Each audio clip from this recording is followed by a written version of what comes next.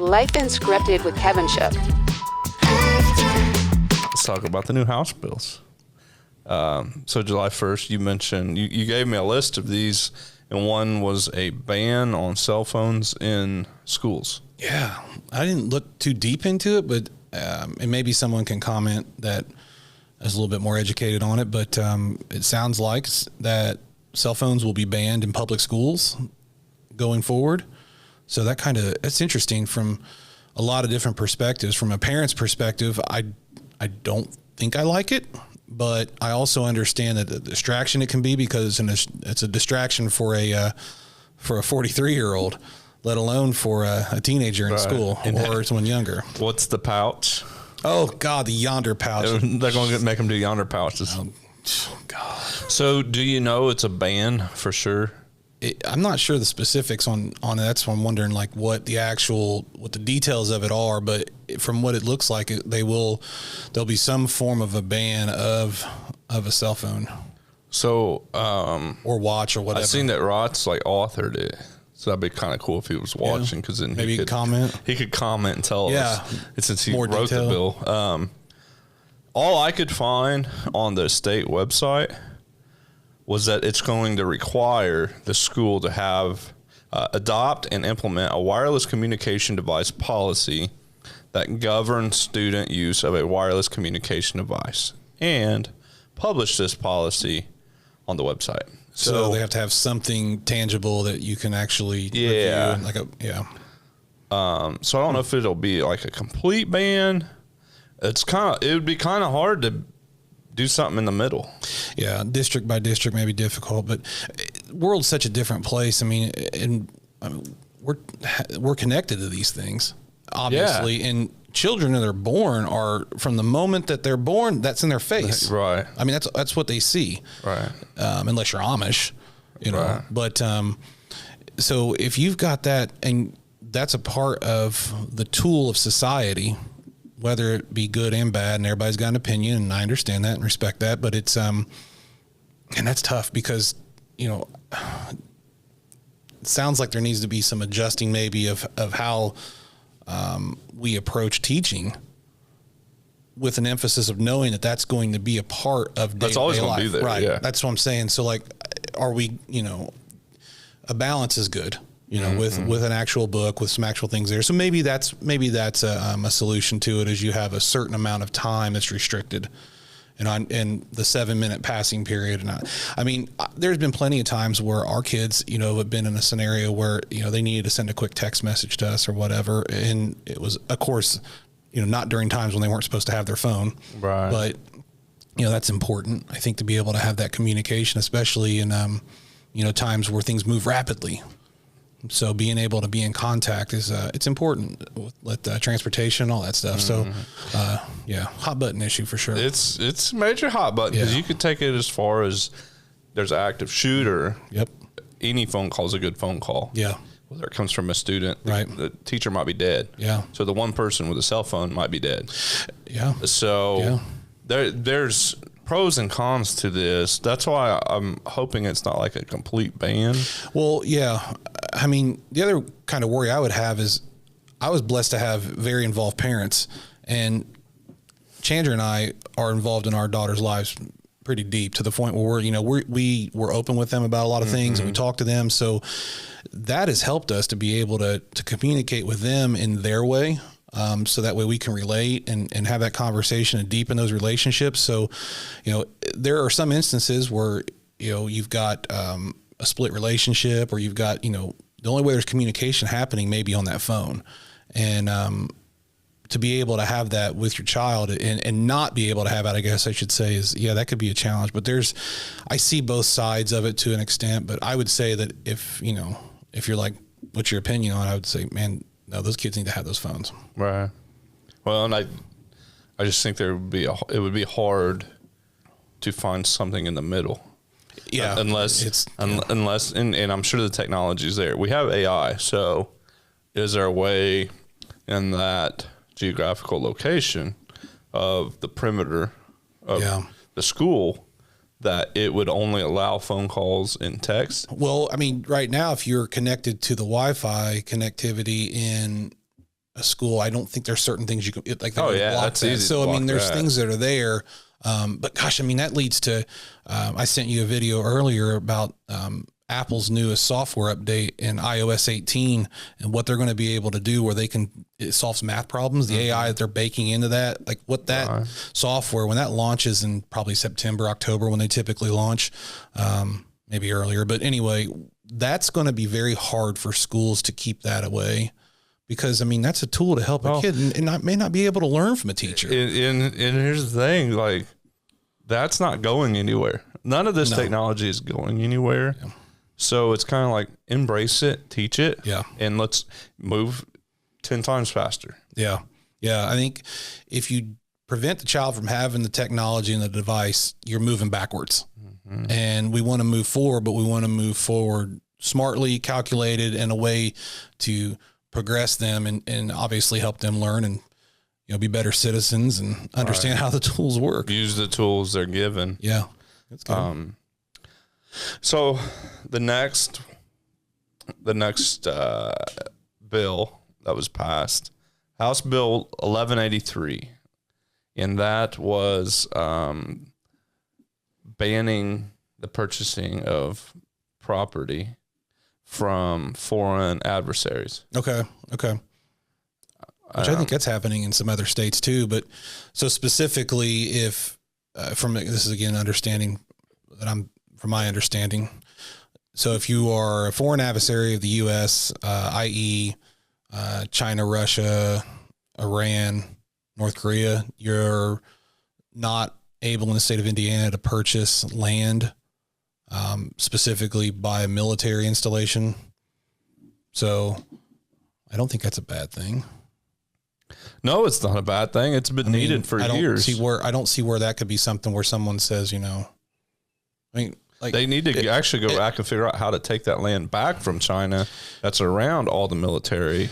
And you open up loopholes of then, because someone slides another, it's never a clean bill that just comes in that says, you know, hey, this is what this is. Then it's another question for the senator. Maybe it's like, can you just do this one? Is like, hey, if you're from here, we can pull this. Versus, well, if you're any of these, because what's considered an adversary, they don't like the fact that you talk about. There's a list, you know. Well, until that list gets modified or changed. There is a list of countries. So the list of foreign adversaries. Yep. Okay. On these House bills, I would say the four that I mentioned: China, Russia, North Korea. What was the fourth one I said? Iran. Okay. Those would be the four.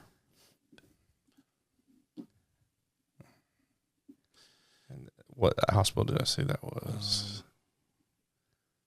1183. All right, let's get it down here. 1183. Because it did name it out, foreign ownership of land. If you're buying the farmland, and you know, if you're doing it for a business, okay. But if you are, I don't know. I mean, they flew. There was an air balloon flown over the country all last year. So I don't know. Which ended up being bogus. Yeah. China, Iran, North Korea, Russia, or a country designated as a threat to critical infrastructure by the governor under Section 8B of this chapter. So country itself. Okay. Well, country, any threat. There you go. America. I don't see a problem with that. I think that's a good thing. It is, because here's the problem. They want to ban TikTok. Meanwhile, they let these people buy land around military camps. Yeah. And then, right around the military camps. Why does China need that land? As the technology is deepening and the kid can get on the iPad and do algebra, what do you think they're doing? I know. Yeah. So that's not a bumblebee. Right. That's not a match on Bumble. But so this is needed to happen. Yeah. And I'm glad to see it. That's an easy one. Yeah. I'm glad to see it. So the next one. So Jason picked out all of these interesting laws. Interesting. So now throwing stars are legalized, but it does say with the exception of schools. Duh. So throwing stars. Can you define what a throwing star is? I mean, yeah, it's metal, like the Well, Yeah. like a ninja star. Okay, so I wonder Have you seen how them? long have they? Yeah, Because I drove around to all the pawn stores today. I want the pawn store over on 11th. I was like, hey, you got any of those throwing stars? And they were like, those are illegal. I'm like, not of like 4 days ago. Let me show you bill number whatever. Yeah, right? bill number. Oh my gosh. Because I just wanted one to like. No, I don't. I've seen them before, but I wonder how long they've been banned. And then it makes me think of things like yard jarts, like, Yeah, bring them back. I mean, but man, yeah, well, it was probably in the 80s is my guess is when that was banned, but there was a huge push, in the 70s, 80s with Bruce Lee, Chuck Norris. Man, I remember my dad was huge into those two guys, specifically Bruce Lee, but my dad had nunchucks. And he had real wooden ones. I had plastic. Well, one time I hit myself in the nuts with them. God, it was awful. But yeah, there was a big influence on karate and taekwondo and all the martial arts. So, yeah. Now we're just too lazy to do all that. Society. It's just like, fuck that. Yeah. But I wanted to find one, man. Those are really cool. I feel like kind of like people shooting in themselves in the legs all the time accidentally. I feel like we're going to just have a lot of hands that are cut up from trying to throw those things. Stupid stuff. But then there's also, the entrepreneur in me's thinking, man, could you like screen press stuff on the throwing stars, like logos that we giving out at trade shows and stuff? You want a yo-yo? No, I'd rather have the throwing star than put it in a tree. Pop a balloon with it. I don't know why I just thought of Pogs. Do you remember Pogs? The little circle? Yeah. Yeah, that was past I was a little bit older when those came out, but I remember them. Pogs. So another one, which is great, with all of our healthcare controversy in this nation that doesn't exist because we don't know, and everyone loves healthcare, and we get great healthcare around here. Non-compete bans for primary care doctors. Did you look into this at all? No, and this one's pretty far out of my wheelhouse of what I. So, the more and more I read, the more and more it made it look like primary care physicians can work for multiple networks. Like there's no compete clause. Okay. So like a free agent. Yeah. So there's not a whole lot. There wasn't a whole lot of information at all. And in a lot of these hospitals, there really wasn't any. So what benefit if you're a physician? You're not. I mean, I can only relate it to when I worked in the cell phone industry. There was non-compete clauses. Like, I worked for Sprint, and at a time we could not leave and go to Verizon. At certain levels of employment, different, whatever your role was and things like that, which, I mean, if you're then think about this, that was because of business, right? For growth and for competition and for income. So then does that mean that healthcare is not about the person, but about the business? You're exactly right. It's all business competition. When I was doing stuff for our local healthcare, man, it was all competition on billboard strategy, where to put billboards in adjacent counties that have another hospital. But I understand also, that you do have to make money to be able to pay for your buildings and growth. There's and, a balance. And you went to school for all these years and you're educated, and God bless you for all of that stuff. But it's like, is it more about the people or is it more about the income? It's more about the income. It's I mean, if the healthcare facility owns private property they want to develop apartments on, we're way out of our healthcare scope. We're not even thinking about providing good patient care. So how do we get back to that though? How do you get back to a patient first mindset, responsibility? With any organization, healthcare organization that we're talking about, or anything, you have to either restructure your entire leadership administration, which that's probably the most realistic thing that's going to happen, because we're at a point where something has to happen, or B, sell out. I see. So, everything comes from the top down. Morale, everything comes from the top down. So it's the same way. So healthcare is ran the same way as it's just another Fortune 500. Yeah. Which is sad. Yeah. But, it's nothing that we can change, So non-compete. So basically, They're banning the non-compete. yeah. So they're banning it. So you could go from one community, The one hospital physician community can to work another. here Monday through Thursday, and then go work there. Okay. Friday through Sunday. So they could. Okay. So similar to like an independent or contractor. like your example of you can't leave Sprint and go to Verizon type Yeah. situation. Okay. Well, I mean, I think that's a better Yeah, thing because that way the physician can then not be under, I guess, certain guidelines, certain restrictions, a certain way of doing business, right? and a certain salary, because none of it really compensates that well. I wonder how that. Obviously, it's a very prestigious career, and the compensation's well. Obviously, I wonder like how that is with younger folks now getting in the medical field. Like, is it the same thing as like we need a lot of skilled labor? Do we need more physicians? I haven't looked into that. Like, how are we with doctors? Always need that, but the problem of it is we now have 20 people between the physician and the CEO that wants Rolexes. So, Which this is an Apple Watch, by the way. I know, but look, this reminds me of a Rolex. It's got paint on. Well, that's a $9.99 Amazon add-on right there. I like. That's what I do. I wish they would settle for that and give that money back to that physician. They might stay here. Well, yeah, that's true. So, Okay, so more. It's just the. and this is nationwide. This isn't just Wayne County. Yeah, it's. This is nationwide. I mean, everything that we talk about that's a challenge that we see locally is obviously something that's everywhere. It gets maybe centered just because we live here and we're talking about it. But I mean, 99% of what we talk about and see and talk about beyond this podcast or whatever is, we see it everywhere. So it's just, so a mass change all the way around. Yeah, the whole paradigm shift needs to happen. Doubt it will happen. Maybe. Because we're in a society of greed. Yeah, for sure. That we've Definitely. Everybody. Maybe, the introduction of artificial intelligence, and that helps with simplifying medicine to the point. I don't want to say simplifying because I don't want to take anything away from that, but like maybe it makes things more efficient, and therefore that helps, and the cost can go down to the.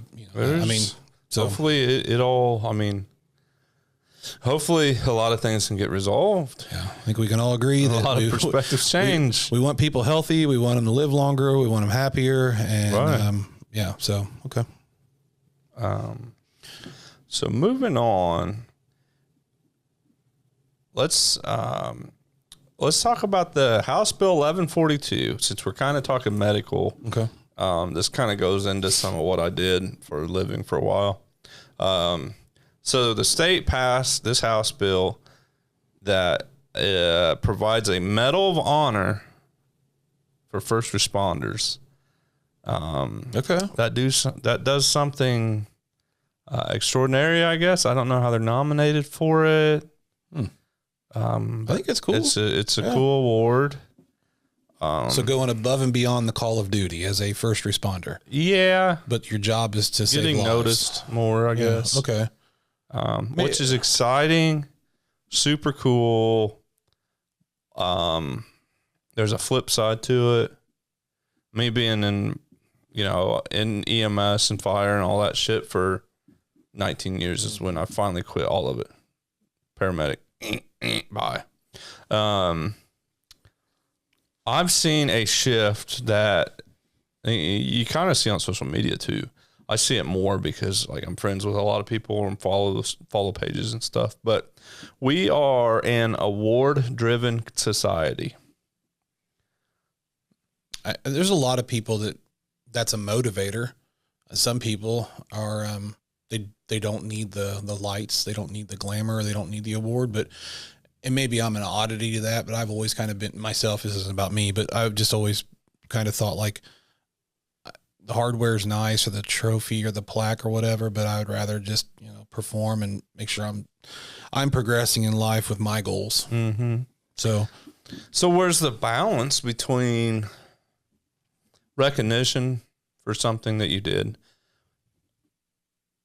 Where's the balance between that and doing everything you can to get awards? It's unfortunately, I think things always get politicized, and we live in an imperfect world with imperfect people that have different desires and motives. And So I think maybe who regulates some of that with that Medal of Honor, that would help, you know, because like what is considered going above and beyond, like I said, you know, so if you're a paramedic, you know, part of your job title is you're saving lives, right? So you save a life. If, you know, I'm ever put in a position where I can save a life, you know, maybe I get a Citizen's Medal of Honor or something. And that's who deserves it, because it's not your job to save the life. But okay, then that leads me to think that those that are professionals at saving lives, maybe they are involved after hours, they're involved in community things to better society as a whole. And then you're putting yourself and your profession on a platform and making it where it's, again, I would assume that it's probably a profession that needs more people. Oh yeah. So, you know, putting that in the spotlight is like, hey, look, this is super cool. Look at what you're doing. You know, you're saving lives, you're working with this, but also there's a, you know, I'm sure other sides to it that are just couldn't imagine. Well, there's just a lot of little hot buttons for me in this, because I did this shit for a long time. Yeah. I saved numerous fucking lives because I was trained to do it, right?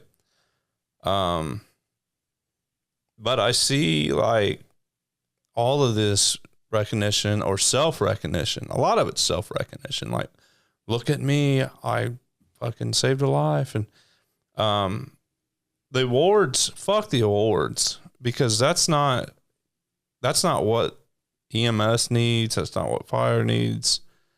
They need, well, more so EMS, actually paid and compensated. Well, maybe then by getting an award, and here's a way of looking at it this way. If you get the recognition and you get the award, private business will want to link into that somehow. And then there you can get some compensation that way, some form of a benefit that could be like, you know, hey, this business owner really appreciates, you know, what you've done, and you're a Medal of Honor first responder, and we want to celebrate you this way. You know, I mean, it could probably start slow. Here's breakfast, you know, whatever. I mean, it's terribly thinking that way, but no, but you know what I'm saying? That's like, how get to a certain point. That's how it goes, bro. It's here's a pizza. Happy EMS week. Well, it's like, you know, so you go there, it's like, here's 10% off your cable bill, you know? I mean, it's like, but you're like, no, I want to get paid more. So it needs to be recognized. So here, well, okay. So I quit the paramedic stuff like a month ago. Back in February, we had a critical pediatric run, like super critical. And in my 19 years at EMS, I swore this kid was going to die. I was like, he's going to die. It's like, we're just prolonging it. He survived, right? So that was really fucking cool. And I'd talk to the medical director every day and shit about it. Like, dude's got to be dead. Like, injuries were crazy. Jeez. And, but so I since quit, you know. The business got really good, and then it just wasn't for me after a while. Like, it wasn't really the runs and everything else. Anxiety was starting to kick because of some dumb shit.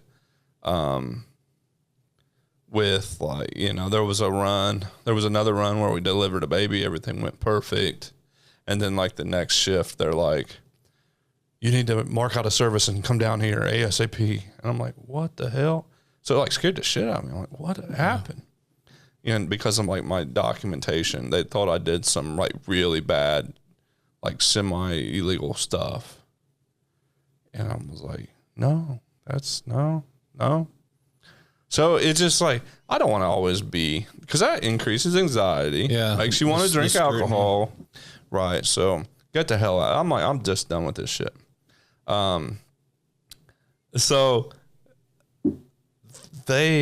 So I was recognized the other day. That's good. Yeah. But they didn't invite me. Because you were gone. Because I quit. So are they going to mail you like some kind of... She said they were going to mail it. And they posted it on social media, like, not in this photo, but recognized was Kevin. And then my partner also quit since then. Well, so the two people on the run both quit. You should. So it's kind of like, here. It's kind of like, what's that say? Yeah. The 2 people on that pediatric run have since just quit. So that made you feel like shit, didn't it? Yeah. Yeah. That sucks, man. That's Even the medical director was like, that was shitty because she wasn't part of that program. It was from the provider on the helicopter. Well, when you get your certificate, you can show it to the world. Bro. You're done, man. Yeah, maybe I'll get a medal of fucking honor. Well, okay. So anyway, that's like, I mean, I feel like that's a good thing too. I think that's a good start, but they need to be signing House bills where EMS is paid just like fire and police because let this building burn down. What are we at? Yeah. Lives. That's what I never understood is you're out there narcaning people and shit for less dollars an hour than people at McDonald's working. And so are cheeseburgers more valuable than your life? People's lives? Yeah, you know what I mean. So they need the pension needs to be the same. Everything needs to be the same. It needs to just a whole reboot. It needs to get recognized, right? Because when I was in fire, dude, half the time I didn't even have to touch a chart. So it's kind of like they need to increase the salaries of EMS. That's why there's so high turnover. So they're not. Because the EMS is not city employees anymore, right? They're not. They're not government employees. So they're all different throughout the state. Some are city employees, some private, some city. Some are county employees. So both of those receive some tax funds, right, to operate. And then you have private that like solely transfers for the most part. In rural areas, they might be contracted to provide EMS, but they're solely like rely on the money they can get from these runs from Medicaid and Medicare, which changes it all the time. So it's harder and harder. Locally, it's city. The city runs the EMS. Okay. When that was started, when I was here, and it still is, and this is, I can talk about this now because this is my podcast and I'm not employed there. So I feel really good right now. This is about to be a therapeutic fucking moment. Let's go. Yeah, that's it. It's unscripted, right? So, here's a problem with fire departments running EMS. They put firefighters on those ambulances that want to be firefighters. They don't want to be paramedics. But they make it a requirement to be able to come over and be a firefighter, that you have to do this. 99% of the people on these ambulances don't want to be on these ambulances. So how does that make you feel when they pull up to your house to take care of your grandma? Yeah. Knowing they were forced to be paramedic, forced to be this, just because they want to be firefighters. So it should be separate, right? The problem with separating it is years ago, tax caps, everything else, it's really hard to get a good general fund for the fire department to buy nice trucks that they need, because you do need nice trucks. Yeah. You do need training grounds. Like all that shit is very necessary. And I laid around in recliners. It's a fireman thing. But when the shit hits the fan, you need all that equipment. Yep. You need 4 people, not 3 people. You need 4 people on those engines and taking care of things, right? I agree. But because of those general funds were depleted, they seen EMS, which stands for Emergency Medical Services, they seen it as extra money source. So that's how the ambulances came into play, as an extra money source. So because they have suppression on that, it's not separate, you have more control of those funds. So you can push as many runs as you can off those ambulances. And at that time, we were doing transfers. So we would go to the nursing home and take them to another nursing home, or we would go to this hospital and take them to Bloomington or something, taking our ambulances out of the city just to make money, to help buy new fire trucks, new training grounds. I see. They cross those funds over. It's a business. You know how hard it was just to get it? It's strictly, those ambulances are strictly a business. It should be separated in civilians. If the state would allot more funds to the suppression side, increase the general funds for the fire department so they can fully staff with the equipment they need, the training they need every year. which is, it's so doable because we have over like 100 state agencies. And the last time I heard anything was from the LG, and she said almost 50% of these state agencies could be cut. So there's money there. We're just misallocating it. Well, maybe someone's hearing this, that, and that message should get out. I mean, that's part of the platform. And if you take those tax dollars, put back in that general fund, cut those ambulances from the suppression side, hire civilian EMTs and paramedics that actually want to be EMTs and paramedics, let the firemen do their jobs. You know what I mean? Yep. Because we don't send a police department to security gigs to make money to pay for police cars. Yeah. So it all comes down to the almighty dollar. Yeah. Yep. Okay. Yeah. It's wild, man. I kind of got off on there. But it's good that the way you're able to express it and put it out there. Yeah. It's legit. Yeah. Yeah. Like I said, hopefully somebody hears that. That can be. And that's all across in that arena. That's all across the nation. Yeah. Again, same things. It's not local problems. It's everywhere. So it goes into all kinds of stuff. I mean, so other nationwide things that are out there too.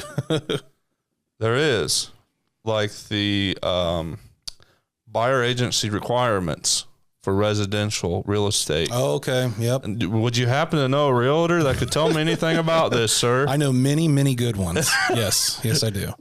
No, one of his name's Jason. No, yeah, that's there's been little talk here and there, but effective July 1st, yeah, buyer's agency. So try to break this down, make it simple because it really in itself is.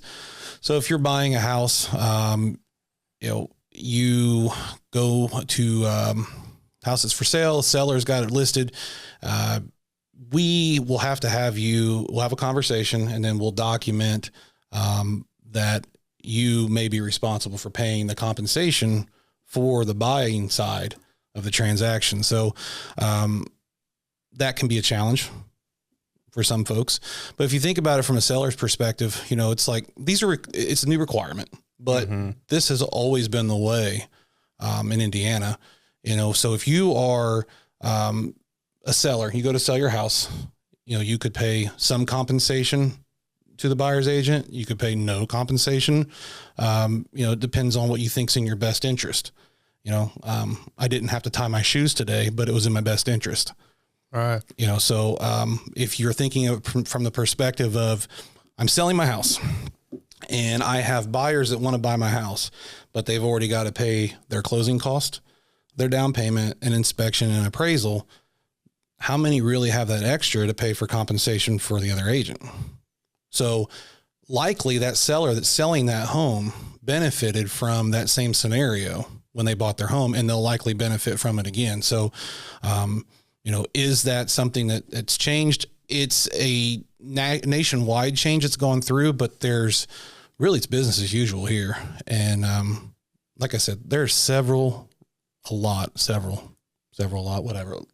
great real estate agents in this town that can explain that will take care of you. And, I'm glad to work with a lot of them. So my advice I would say is, if you go to sell your house, I would definitely recommend that you, have it to where it's available for the buyer's agent to be compensated, because think of all those buyers that won't be able to pay for that compensation. So then that lessens the amount of people that are looking for your house, and you're going to want to get as much money as you can if you're selling your house. And if you're a buyer, you're going to want to be able to get it and still be able to have, money in your pocket if you can afford it. So, it's kind of a scale that weighs out itself. So do you think, I'm just thinking, worst scenario.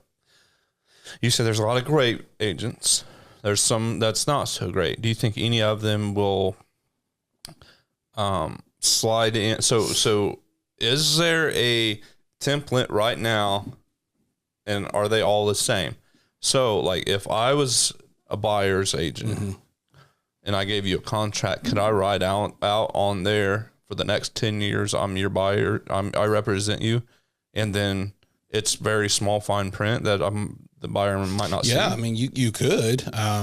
Granted, you as the buyer, it's just like anything. You're a consumer, so you've got to be aware of what you have to read that fine print. So read that, and I've always said this too: is talk to agents. You know, a lot of times you'll get somebody that's like, oh, this is who grandma used, or this is whoever.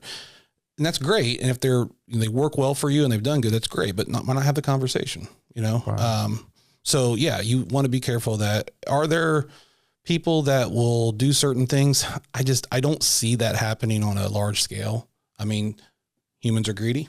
Things can happen, but that's, you know, I think just the biggest advice I would say is, sit down, have a conversation, make sure you clearly understand, you know, what's what in this, in that aspect, because when you go to look at a home, you know, now the agent, so I've got to pick up the phone and call the agent or text them or whatever. And hey, you know, how is this working in terms of compensation? Because I need to let the buyer know as well, hey, look, we're going to go look at, you know, house 123, you know, Red Street or whatever.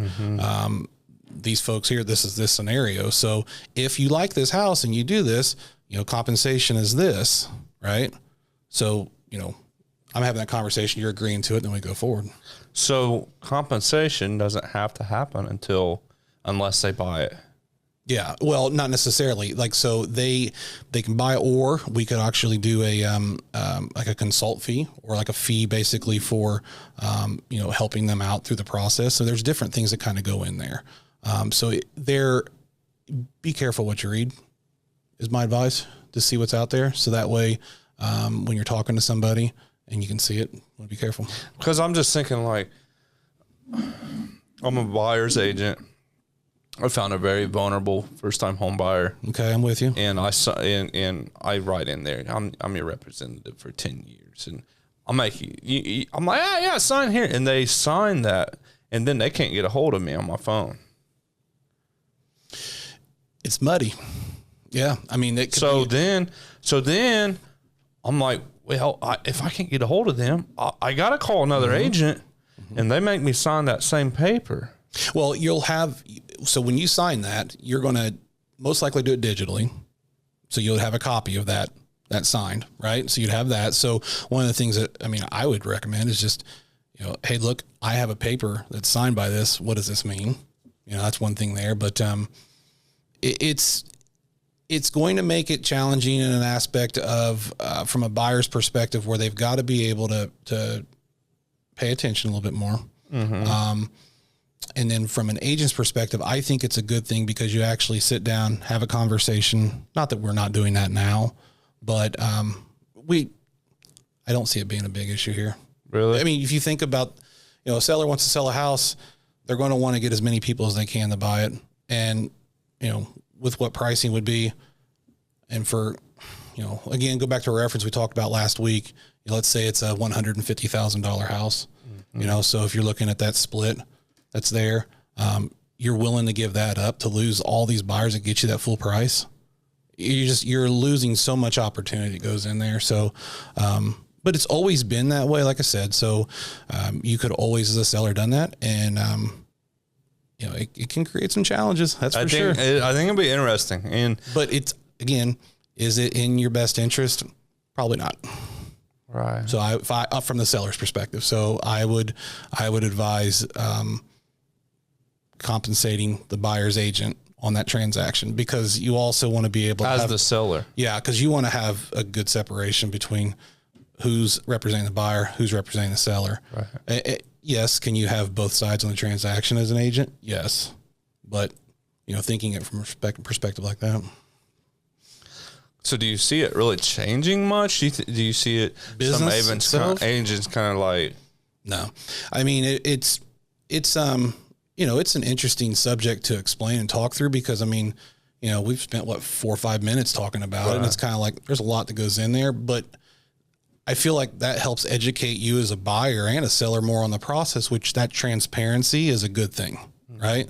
So, no, I think that, again, real estate's hyper local. So what happens here is not going to be the same that happens in the Hamptons in New York, or in Tampa, Florida, or even in Marion County. Right. So all those things happen at different points, but, you know, real estate, again, in this area itself, no, I don't. I mean, link up with a good agent. There are tons of them in this town. There's good people, and, you know, go through the process. I love it. Yeah. It'll probably cause a lot of people to drink. No. What? Well, there's no need to. I mean, Well, really. now there is a carry out. See, I didn't look too much into this one. I found 2 different ones. Carry out. House Bill 1086 allows a bar or restaurant to prepare, sell, and deliver alcoholic beverages for carry out to a customer on the licensed premises in sealed, non-original containers. Which, like, does that mean you can get a roadie? You can legally get a roadie now. I thought you could still do that, but I think you can legally get a roadie. I always get roadies from the club, but it's a Shirley Temple. I usually get roadies from, Made Right. I eat one there. I ate one there, eat one on the road, and eat one when I get home. So with cheese. Yeah, right, yeah. Have you tried the Big Jim? No. With the ham? Nope, never had that. Had chicken salad there once. It was good. The what? Had chicken salad there. Yeah. At the Made Right shop? Yeah. Same one that you're going to. I don't think I could even try chicken salad at the Made Right shop. Yeah, tried it once. It's a nice little drive to go up there. We used to go up there to, we still do, but there's a Five Below up there, which, ring the bell. There's new news about that. Ding, There's ding, a Five Below coming to Richmond. Coming to Richmond. So there's some excitement We there. need one more discount store. People talk about that like crazy. There's a comedian on my Facebook. She lives here in Richmond. She was talking about there in Carmel. They have a 500 Below. Yeah. Right. But, yeah. Cool stuff there. Is Ollie still a thing out here? Yeah. Yep. They've got some cool stuff. You go in there. I get outdoor stuff there. You Like can what? get rugs. Really? Oh, they've got lawn care stuff. Then they do clothes. Ollie's? Yeah. So there's all kinds of stuff. This isn't a commercial for Ollie's. I'm gonna but try it though. Well, here, I've been like, I love discount shit. Yeah. Check it out. The online auction, bid FTA. You like that? Yeah. But we have Midwest Liquidators in Connorsville. That's where like all my furniture came from almost. But now, and I think I told you about it, this is the perfect scheme. Open up a liquidator store for the first few years, sell everything at a very low cost so people think they're getting deals. They are getting deals. I got deals on all this shit. And then in 2 years, raise your price up to close to retail, but still say you're a liquidator store. Dude. And that's what they did. Everything's like close to retail now. Yeah. And they still say they're a liquidator store. There's always only like People buy stuff, two so- cars in there. Yeah. No, people quit buying stuff there. Not well, yeah. I mean, but they're staying in business, so people are still buying at some point. I was like, but this is the perfect, like, throw your hook, line, sinker out there the first few years, mark everything down at a liquidator price, jack it up. You have to drive all that stuff in trucks here too, because you get, I mean, Oh, the semis? yeah, but you're thinking about like, if you say you started your own up, like, okay, I bought a shop, Oh, yeah. you got to go find stuff, and then you ever been to Trader's World down there, Monroe, Ohio, like on 75 South? Is it a big flea market or something? There's two of them, like Trader's World, and there was one. It was called Turtle Creek. I think it's called like Pirate Cove. Hell, I don't know. But anyway, we used to go there, and it used to get away, go check out stuff, and only open on the weekends. I don't know how they are now. I haven't been there in years, but it was fun to go in there. That's awesome. Little liquidator of stuff. I think bought an amplifier there one time. I bought an O.J. Simpson card there once. Card? Yeah, like a football card. I was like, I'm going to hold on to this. It's going to be worth $1 million one day. It might be. No, I tossed it somewhere. I think I might have actually sold it. It was maybe sometime in the late 90s. I probably got $5. Do you think he's guilty? Oh yeah. Yeah. His golf clubs, I don't know if they're still there, but in Fishers, there's this attorney's office. This attorney basically represents the royalties of famous people. Okay. Once they pass. Because once they pass, like Prince was one of his, Howard Stern, not Howard Stern. Oh, who's the other porn guy? Hugh Hefner. Oh, Yeah. Playboy. Yeah. So he was one of his clients. So once they pass away, government, being the government, comes in and says all of their royalties stuff, everything's worth a whole lot more. So we need more tax dollars off of So this attorney basically represents the royalties, the family, and protects the family from the government. So that's good. Meanwhile, he became friends with. He gets to know his clients usually before they pass, right? So he has memorabilia from all of them. He's got some interesting stuff. He does. So he's got it laid out like a museum. It's called CMG Worldwide, but it's laid out kind of like a museum. So when you walk in, because how I got to know this is I had to photograph a business that was in it. He has 4 sublets, and I had to photograph one time a cool sculpting office. But I got to look all around, and O.J. Simpson's golf clubs were there on display. Nice. And then there was I think Betty Page, right, was the model on the airplanes. Oh, what they call the pinup model. Right? Yeah. So I got to hold her wallet and see her license and Oh, that's cool. Social Security card. So he has so there's stuff from. So it's like a museum of stuff. James Dean, I think. Hugh Hefner, they were really good friends up until he passed. I find that shit cool, that all that nostalgic stuff. Like I think I told you that we went to the American Sign Museum down in Cincinnati. Yeah, man, that place is cool. They just added some kind of. I follow them on Facebook, so they added some kind of new wing or whatever. But man, there's signs and just different like framing, all kinds of stuff. It's like old Americana or nostalgia that's out there, and it's like is it all neon or there's neon, there's regular old signs, stuff during World War II, all the way even before that. But there's a lot of cool stuff that's in there, and it was pretty cheap to go in there. But just something completely different. If you're like, man, I'm not trying to go, chug 10 beers at a Reds game or something like that. Just want to go make some do bad something. Right. Where's it at? In Cincinnati, right off of 75, right before you get to right in the heart of all the downtown. Huh. Yeah, American Sign Museum, really cool place. Check it out. Yeah, it's a good one, and you can take pictures there. Just not like professional. They don't want you doing I think for like modeling and things like that, because there's some really cool stuff there. But you can take pictures. It would be cool to do some portraits. If you want to be yeah. Like they've got old Howard Johnson signs and just old McDonald's signs, old car stuff. I mean, there's a lot of cool stuff, and you just kind of go, oh man, I remember what some of that looked like. Memories. Yeah. Life Unscripted with Kevin Shook.